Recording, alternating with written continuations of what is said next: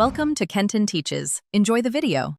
You begin by confirming the essentials: Visual Studio 2022 with Git and extension support, and a GitHub account signed into the IDE.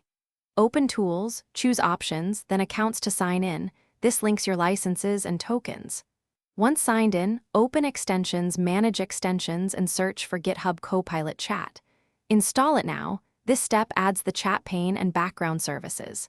While installing, make sure Visual Studio updates aren't running, because restarts interrupt the extension setup.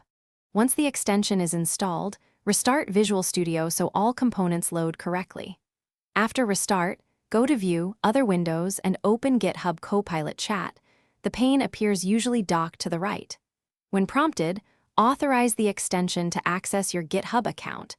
This grants the chat permission to read repo context and offer code suggestions. Make sure to pick the correct account if you use multiple GitHub identities. Otherwise, suggestions may not match your organization repositories.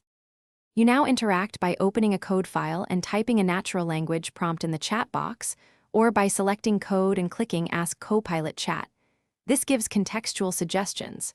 Adjust its behavior via Tools, Options, GitHub Copilot to control telemetry and suggestion style. This helps tailor results.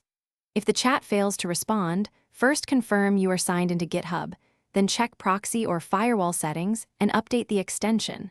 Once done, restart Visual Studio to reinitialize the chat service. Thanks for watching. Please subscribe if this video was helpful.